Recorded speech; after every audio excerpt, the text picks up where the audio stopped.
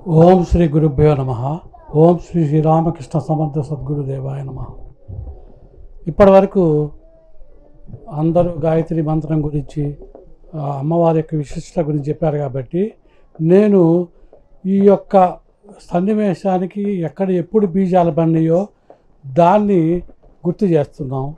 ఎక్కడో చోట ఏ విత్తనం నాడితేనే చెట్టు వస్తుంది కాబట్టి మనకి ఈ యొక్క అమరావతి క్షేత్రం ధర్మక్షేత్రంగా దివ్యక్షేత్రంగా ఈ యొక్క అమరావతి చుట్టూ ఈ యొక్క అద్భుతమైన ఆశ్రమాలు కానీ పోతే కట్టడాలు రావడానికి కారణం పూజ్య మాస్టర్ గారు 2006 ఫిబ్రవరి 13వ తారీఖున లింగాపురం అనే గ్రామంలో 108 కుండీలతో గాయత్రి యజ్ఞం పెట్టించి ఆ రోజు ఏం చెప్పారంటే అంటే దానికి నాందిగా 2006 జనవరిలో దలైలామా గారు కాలచక్ర పూజలు చేయటం జరిగింది అమరావతిలో.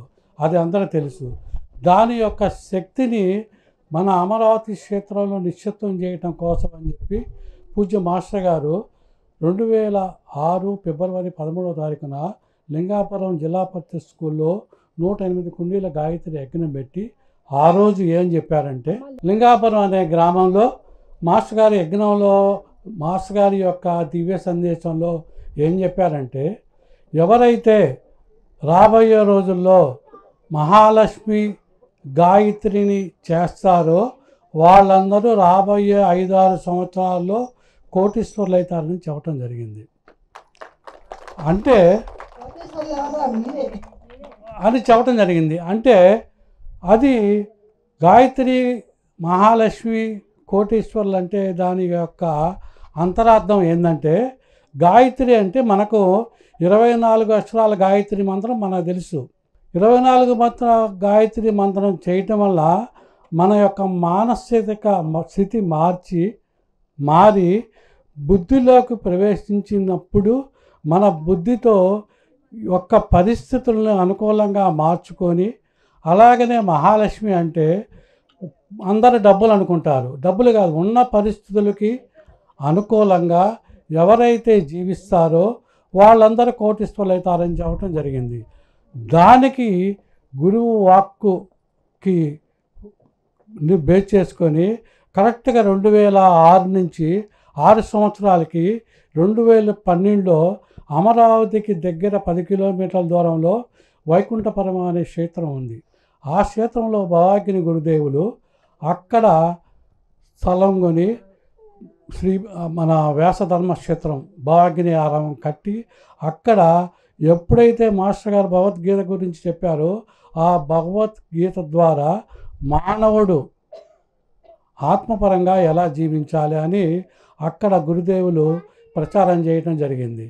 దానికి మళ్ళా 16 సంవత్సరాలకి మన గౌతమి గారు ఇక్కడ పొందుగల గ్రామంలో గౌతమి గారు ఇక్కడ తీసుకొని గాయత్రి తీర్థం స్థాపించి దీని ద్వారా బుద్ధిని ఎలా మార్చుకొని బుద్ధి ద్వారా మనం ఉన్నత స్థితి నుంచి ఎలా ఉన్నత స్థితికి వెళ్ళాలో దాని ద్వారా మన ఈ ప్రణాళికలందరినీ కూడా గాయత్రి మహాలక్ష్మి ద్వారా మనం ఉపయోగించుకొని మనందరం కూడా భావితరాలకి ఆదర్శప్రాయంగా ఉంటూ ఈ యొక్క గీతాతీర్థాన్ని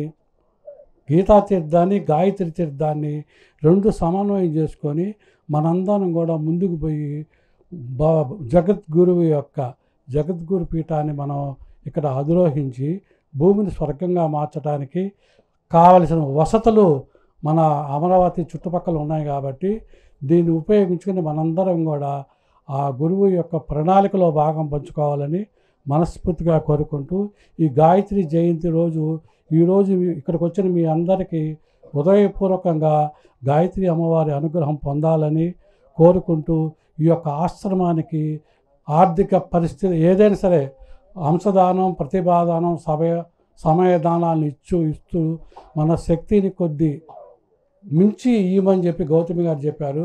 అది యథార్థం నాకు తెలుసు.